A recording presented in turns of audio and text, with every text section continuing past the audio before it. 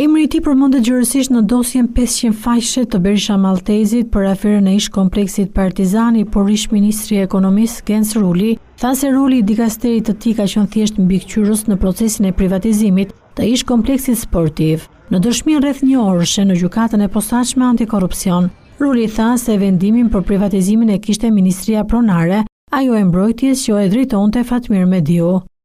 Unë fillimisht ju drejtova që në ditët e para të shtatorit të gjitha ministrive, sepse një nga detyrat e programit ishte privatizimi dhe duhet ju jepnim prioritet. Duhet të dinim kush ishte statusi i tyre dhe kush ishin pronarët. Nga Mediu më vjen shkresa se klubi Partizani ishte jashtë planit të shpërndarjes, por na jep një vendim. I them, e keni ju kompetencën nëse do ta mbani ose jo. Mediu pastaj kthen përgjigje se do ta privatizonin.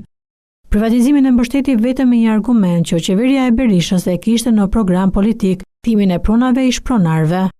Ne si politikani bindemi programit të qeverisë. Partia Demokratike kishte marrë angazhimin se do të shiheshin pronarët e pronave shtetërore. Ne kishim prioritet t'ju jepni mundësi pronarve. Pengesat ligjore për privatizimin apo dhe tjetërsimin e ambienteve sportiv, Ruli i quajti hallka që do e komplikonin procesin, por nuk do e pengonin atë. Ligji duhet të ishte ndryshuar që në vitin 1995, sepse pronat sportive duhet të privatizoheshin. Them se është bërë me vonesë. Seanca e radhës e gjyqit u caktua më 22 qershorin e ardhshëm, ku pritet të dëshmojnë ish ministri Ulli Pango, që ndryshoi ligjin për sportet për t'i hapur rrugë ndërtimit të 19 kullave nga dhëndri i Berishës Maltezi. Dëshmitarët e tjerë janë Tedis Lubonja, Altin Ceni dhe Parolaçi.